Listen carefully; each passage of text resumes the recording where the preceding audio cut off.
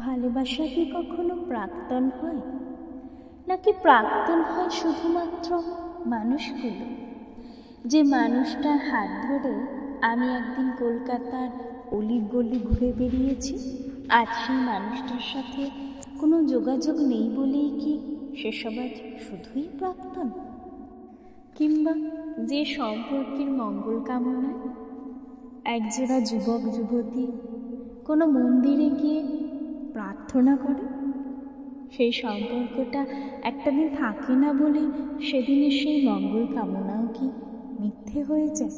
সেই ভালো চাওয়া, একে অপরের জন্য শুভ কামনা সমস্তটাই কি প্রাক্তন হয়ে যায়? ছোটবেলার লুকোচুরি খেলার বন্ধুরা কিংবা বড়বেলার খুনসুটির বন্ধুরা, তারাও তবে প্রাক্তন?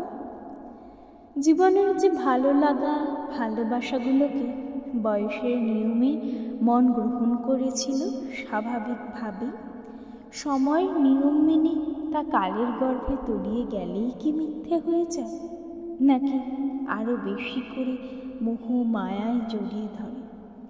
চোখের আড়াল হলেই যদি সব ফাঁকি হতো, তবে বোধহয় জীবনের অর্ধেকটাই ফাঁকা পড়ে যেত।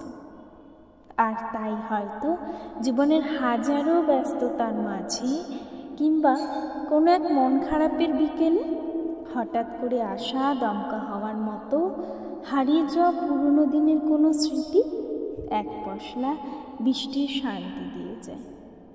আর তাই out of sight out of mind হলেও ভালোবাসারা কখনো প্রাক্তন হয় না। ভালোবেসে সখী নিভৃতে যতনে আমার নামটি লিখো তোমার মনের মন্দিরে, আমার পরাণে যে গান বাজেছে তাহার তালটি শিখো তোমার চরণ